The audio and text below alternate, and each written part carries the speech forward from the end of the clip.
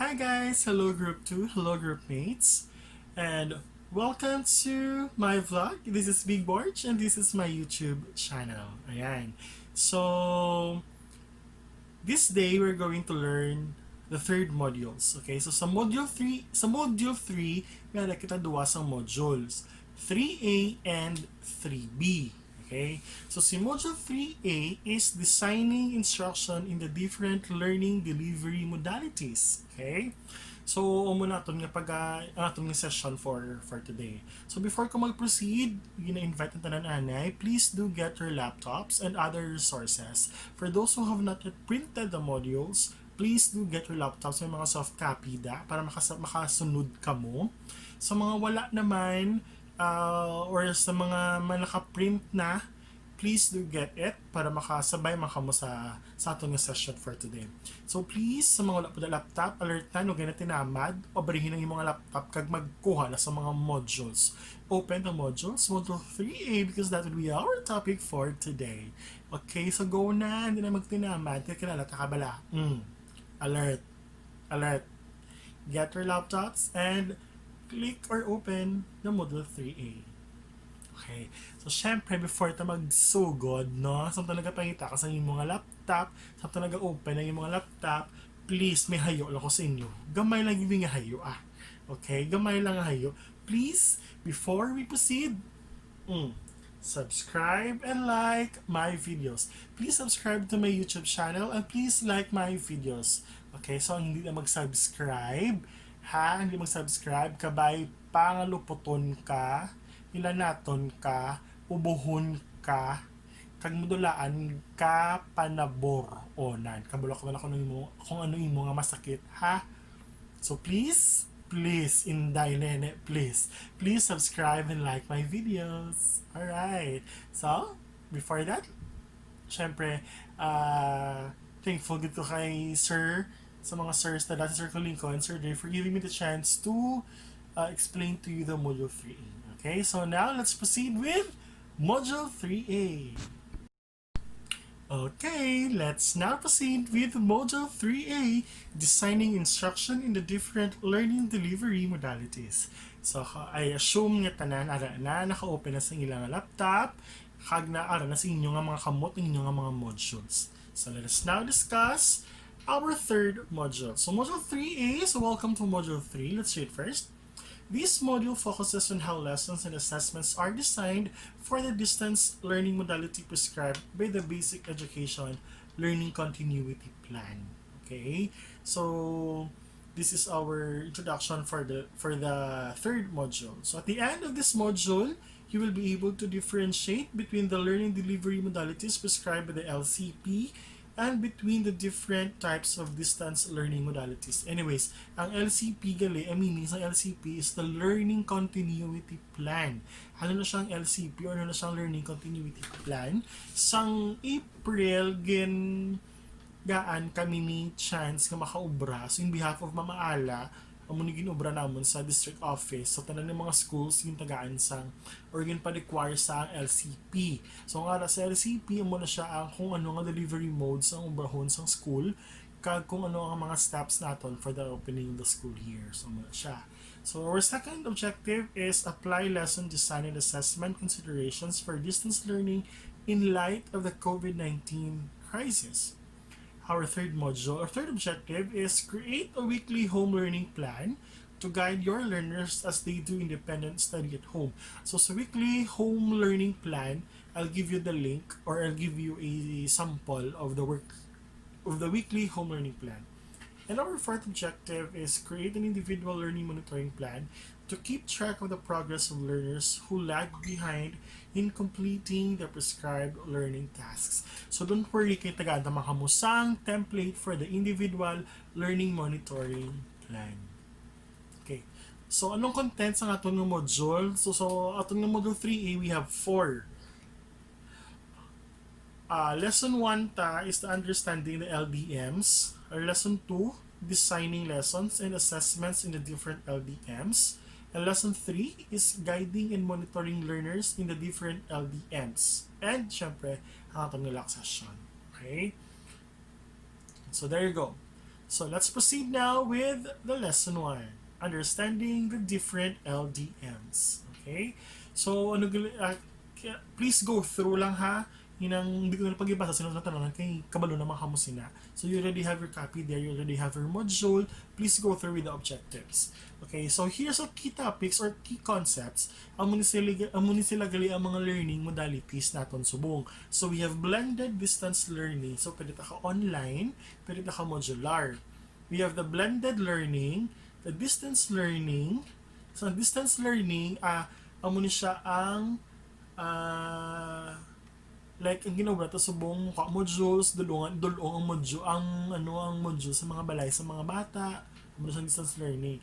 Si blended learning naman amo ni siya ang I think the online.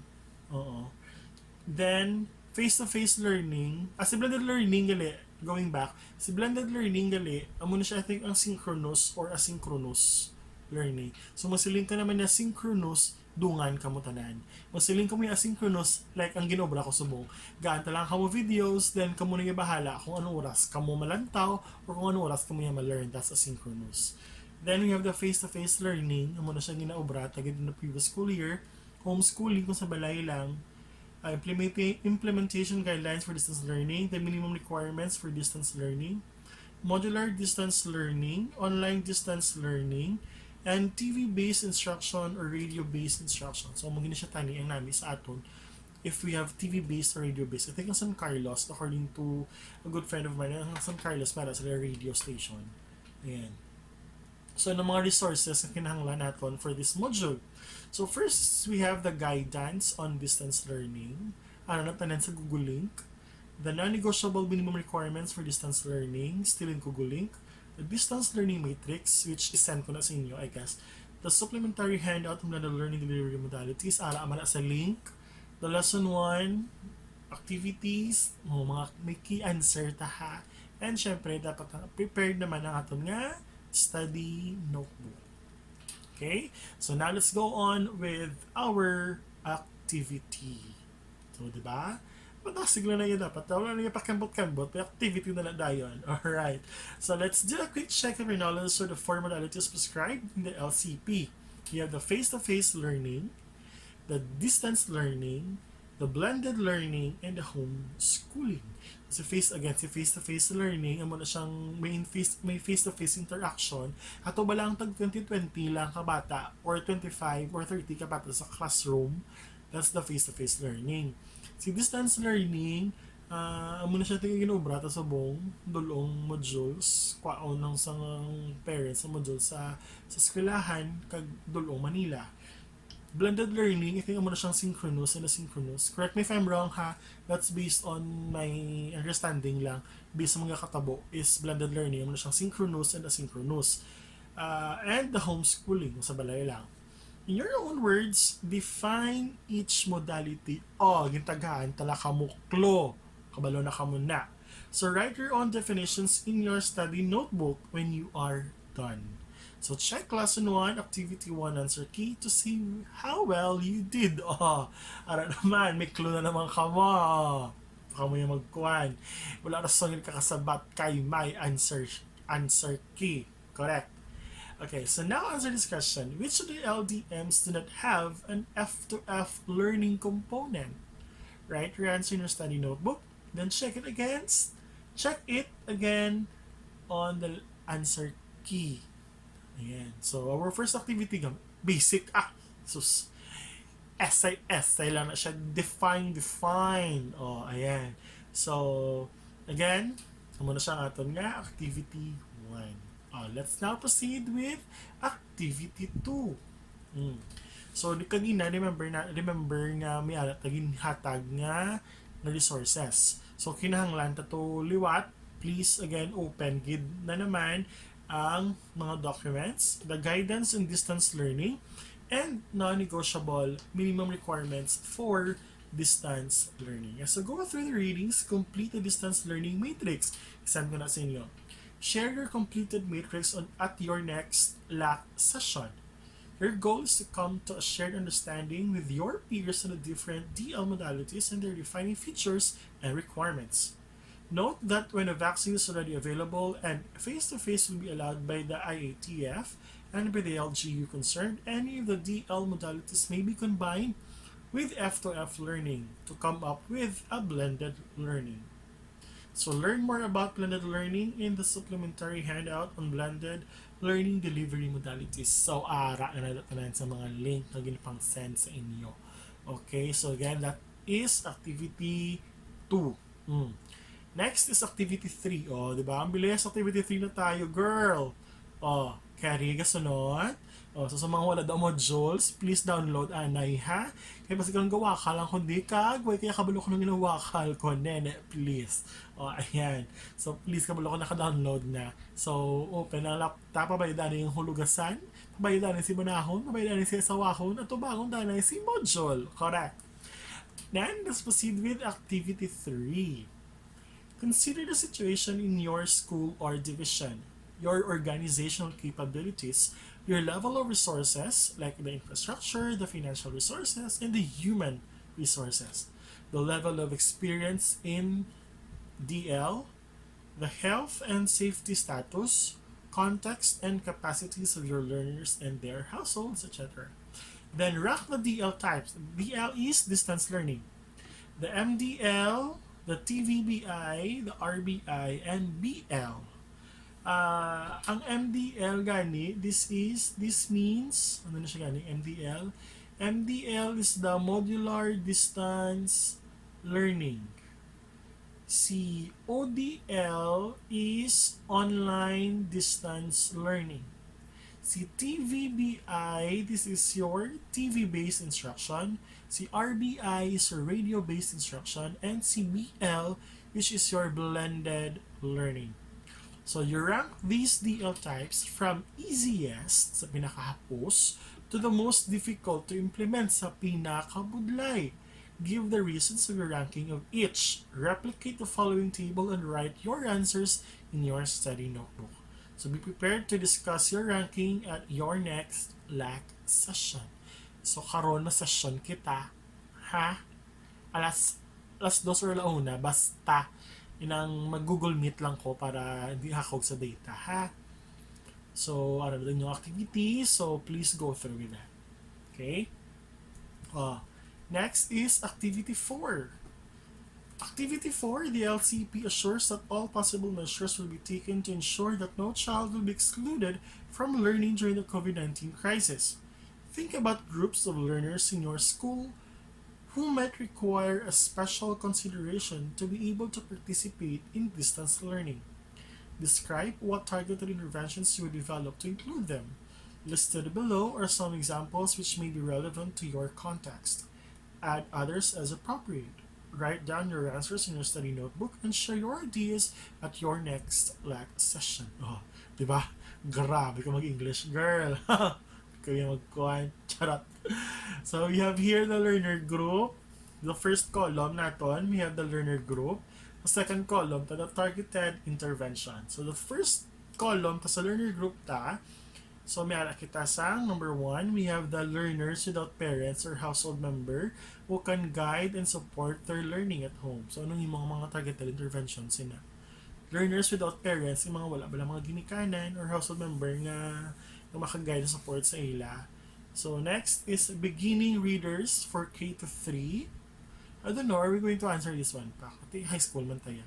Struggling readers. Oh, ako sa bagay, mga beginning readers, tagali, no? Kadamo kasi mga beginning readers. Ang ibang mga non-readers pa na, di ba?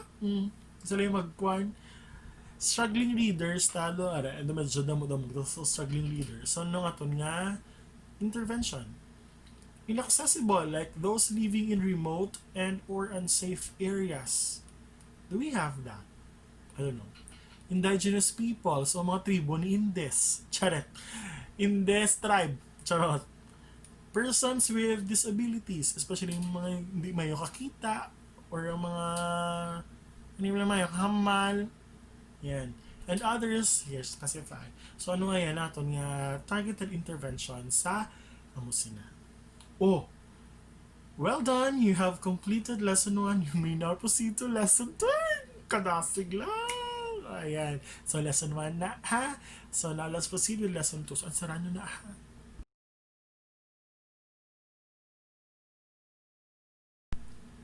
Okay. So, okay naman lesson 2 na ta ha. So, again, basta mga paggali ka balo sang synchronous, kaga synchronous, magsiling ka mo gali synchronous, amo na siya ang naga-online ka mo, like Zoom ka mo, or Google Meet ka mo, or naga-messenger ka mo, inang galerin ka mo bilang adungan ka mo, like dungan, online ka mo tanan, ga-present si sir, gapamati si student, or nag-report si student, nagpamati ang tanan, that's synchronous, kay synchronize ka mo tanan. Asynchronous naman, if, like, amo ni, ma-create na ko video, then ipang-send ko lang sa inyo, then kamo na bahala kung ano oras ng tawon, basta, kung times ang deadline, deadline na. For example, ako I'm creating this video, send ko na sa inyo subong aga, pero, send ang reports nyo, send nyo sa akon by Tuesday sang gabi. That's asynchronous. Okay, so that's we have synchronous and asynchronous. So there you go. Now let's proceed with lesson 2, designing lessons and assessments in the different LDM. So designing lessons and assessments. So kamo na lang go through with your objectives, and the key concepts naton would be the formative assessment, the learning materials, the learning tasks, lesson design components, portfolios, and summative assessment. So, ano mga resources required? We have the DepEd Order number 42, series of 2016, on policy guidelines on daily lesson preparation, ara man sa Google link. We have DepEd Order number 8, series of 2015, on policy guidelines on classroom assessment, still in Google link. Principles of instruction and designing lessons in DL, still in Google link. Okay? Ara man lang yapon. Now, let's proceed with activity. So read the DepEd Order number 42, series of 2016, on policy guidelines on daily lesson preparation. As you go through the document, write down your answers to the following questions in your study notebook. So number 1, what is lesson designing or lesson planning? Why is lesson designing important? What are the 3 elements or components of a well-designed lesson? Ayan. So, yara na answer key. Ha? May answer kita na ha? So, hindi syempre, use man our own understanding. No? Mabala, mga tamanan, kaya nag-answer key na dayon, mega, ha? Charot lang. Next, activity 2. The second component of a well-designed lesson asks teachers to select and sequence teaching and learning activities that would help learners meet their learning objectives. These learning tasks can be presented 1. Before the lesson, 2. During the lesson proper, and 3. After the lesson. So in your study notebook, copy the following table. So you make 3 columns. So the first column is before the lesson, second column is the lesson proper, and the third column is after the lesson. So refer to the list of learning tasks below and identify which section of the lessons these learning activities can be presented by placing each task under the appropriate column. So you have your list of learning tasks here. We have the wrap-up activities, review previous lesson, clarify concepts from previous lesson, state lesson objectives as guide for learners, and so on and so forth as tani sa 16. So, ibutang mo na siya kung di na siya nakabilong sa before the lesson, sa after the lesson, or sa lesson proper na gid mismo. So, mula na siya, copy-paste mo lang na siya. Okay. Next is our activity 3. So, lesson design does not end after implementing the lesson. After the delivery of the lesson, teachers should take time to reflect on what worked well and why, and what could have been done differently. Identifying successful and less successful activities and strategies would make it easier to adjust and revise the lesson plan as needed. So in your study notebook, copy the components of the daily lesson log, or the DLL, or the detailed lesson plan, or the DLP listed below. Then highlight which part or parts is or are accomplished after the lesson is delivered. So components of the DLL or the DLP. So you have number 1, objectives, 2, content, 3, the learning materials and resources, 4, the procedures, 5, the remarks, and the 6, for the reflection. So the learning tasks listed in activity 2 all form part of the lesson procedures of the DLL and DLP. To find out the instructional principles behind these learning tasks, you may refer to the articles Principles of Instruction by Barack Rosenstein. So ayan, nasa link ha. And we have here the activity 4. Read the handout Designing Lessons in DL. In your study notebook, recreate and accomplish the following table. Then choose one lesson from a self-learning module or the SLM for students that you have on hand. Imagine that you will deliver this lesson to your learners through distance learning. In the second column, identify which of these tasks are already present in the SLM. In the third column, identify which has to be presented via technology-mediated resources, supplementary learning materials, or other means. So we have here, so check lang anong modality ta. So we have the modular distance learning. We have the MDL. So grade level, learning area, lesson or topic, the learning objectives, and the learning resources or materials needed. So part of learning tasks, so before the lesson, check if already present in the SLM. Again, ang SLM tayo sa self-learning module for students. I think mo na siyang ginahatid na module subong. Oo. Additional remarks, example, can be done via voice calls, can be facilitated by a household partner, can be done via e-learning activity sheet, can be presented via an internet-based resource, can be facilitated during a synchronous learning session. So like this one, ang review previous lesson, paano ni siya obra. Diba? So just go through with that. So we have there your before the lesson, lesson proper, and after the lesson. Nagali actually bala ang notice nyo. This is ang ining activity 4. So before the lesson may 6. Lesson proper may 4.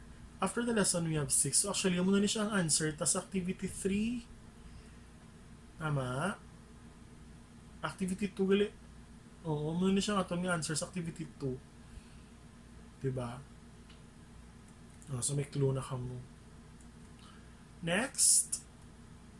So answer the following questions in your study notebook. So number 1, for learning tasks not found in the SLM you examined, what materials or resources can you create or curate to supplement the SLM?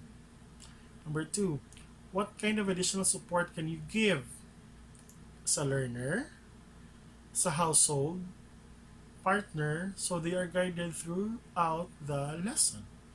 How can teacher gather feedback on the different learning tasks in order to refine or modify current and future lessons? So be ready to share your answers for activity 4 when you meet with your LAC group after completing this module. And so please go through with other readings there. Then activity 5.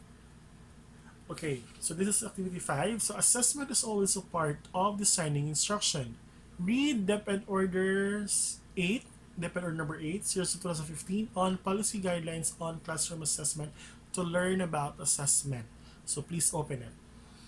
In the policy, you will find out about the 2 types of assessment, formative and summative, which I know expert na kamo. Take note of the similarities and differences between the 2. Write your answers in a Venn diagram in your study notebook. Follow the example below. So per years, nabala ko sa formative assessment.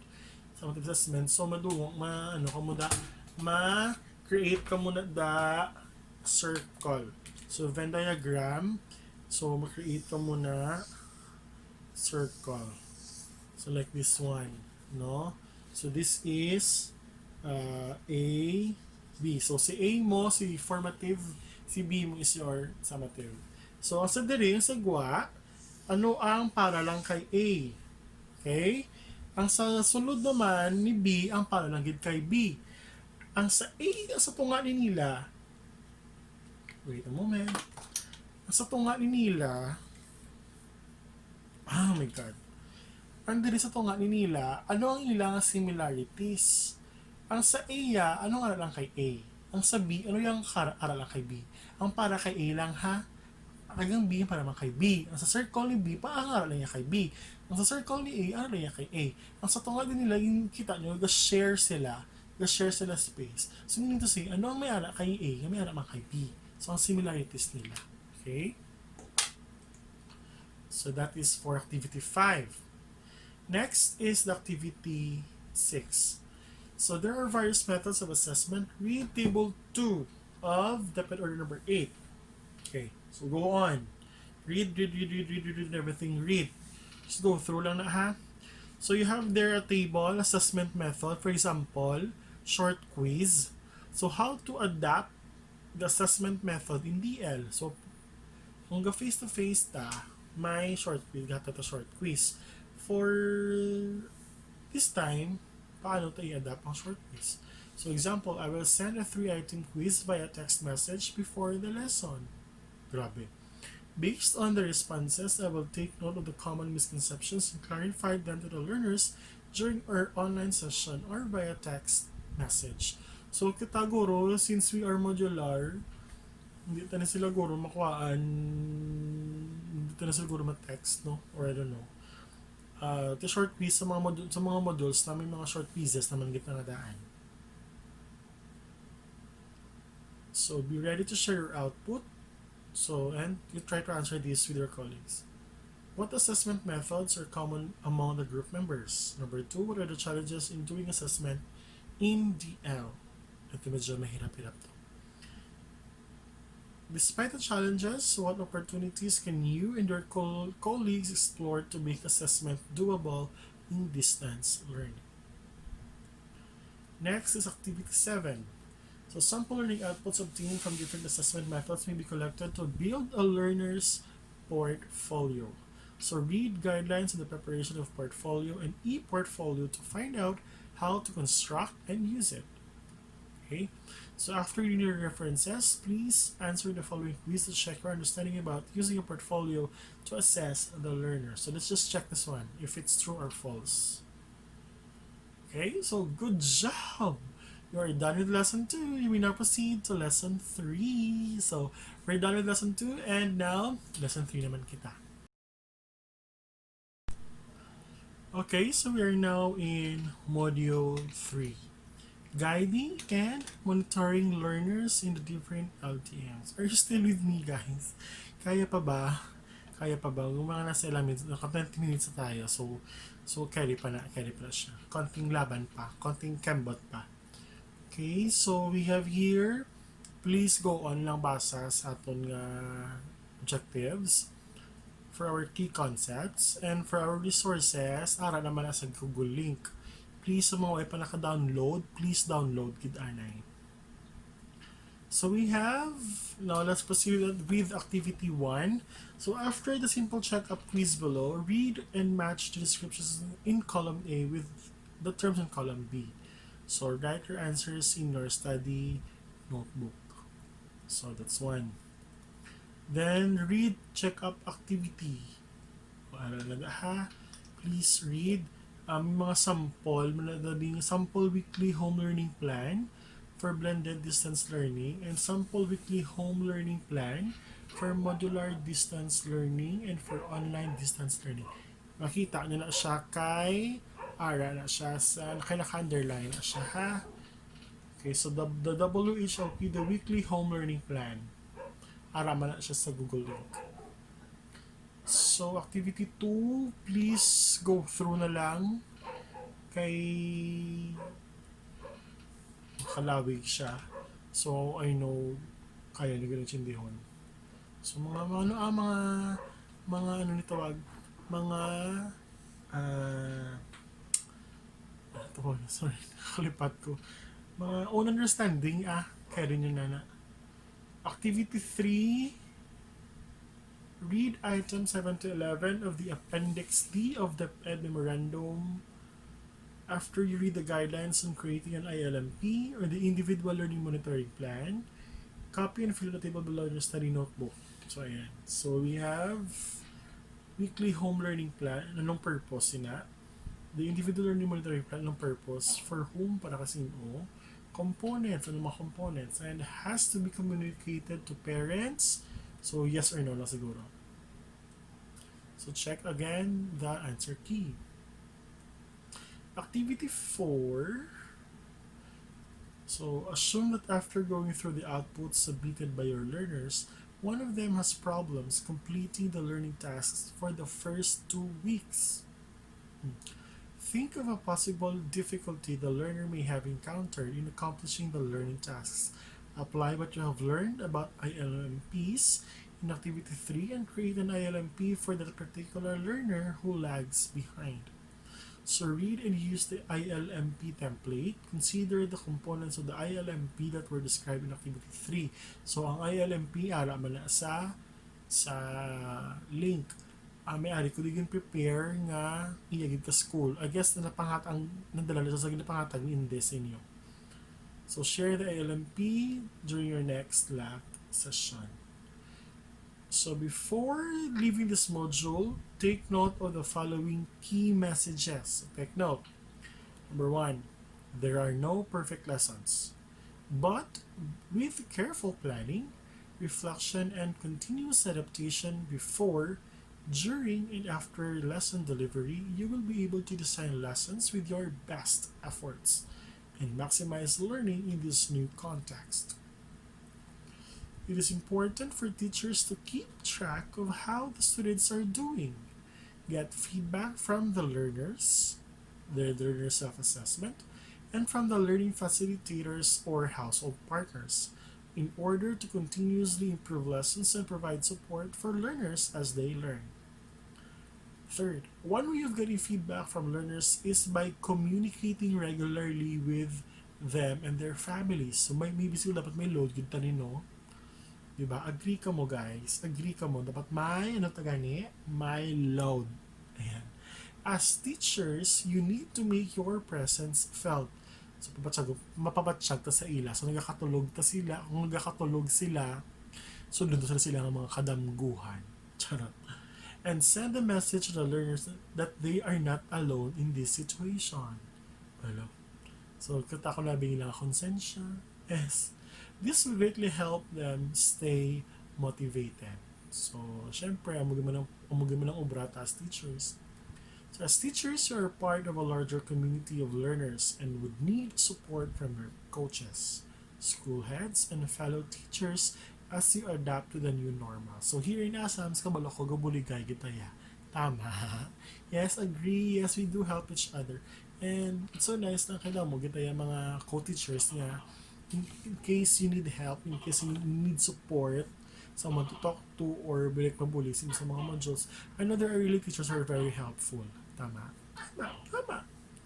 Now, you coordinate with your LAC leader regarding your LAC session schedule for this module. Be sure that you have your Module 3A outputs, study notebook, and LAC session 3A guide ready when you participate in the LAC session for this module. Congratulations for completing Module 3A. You are now ready for Module 3B. So there you go guys, we are done with Module 3A. And thank you so much for hearing me out. I will be posting the video for Module 3B soon. Okay, once we are done with the activities, let's have the Module 3B. Okay, so ara lang yung tanan sa module ha. So please, tanan sa link. So please hindi gid ka mo don't forget to ask me. Don't hesitate to ask me if you have some questions. I-discuss na during the LAC sessions natin sa Google Meet or the Zoom. So aram na tanan carry nyo na guys. So that's it. That's the module 3A. And thank you very much for listening, for hearing me out. And I know we're all in this together. So kaya tani. So three modules done, may tatlo pa. The 3B, the 4, and the 5. So kaya na sa module 3B medyo hapos na lang na siya. So don't forget, please do open your links and please always read through with the module. So, medyo hindi na ako mag-run through, kaya damo gadling sa 3A. So, you have your templates there. No, may ala ka mo da templates, may key answers, may supplementary material. So, please go through with that lang. Okay? So, that's it. If I'm that fast, stop ko lang since this is a YouTube. And please, syempre, hambal ko gani. Don't forget, subscribe and like my video. So please, buligin nyo man ko ay charing lang. Hambal ko gani ang hindi mag-subscribe, ano? Hila naton, sakitan ulo, ubuhon, luputon, kag mabulayan, maginhawa. So wala ka choice, kung na lang mag-subscribe. So there you have it, ladies and gentlemen. Thank you for listening me out. This is Big Borge and this is my YouTube channel. Thank you. Have a great day. Goodbye.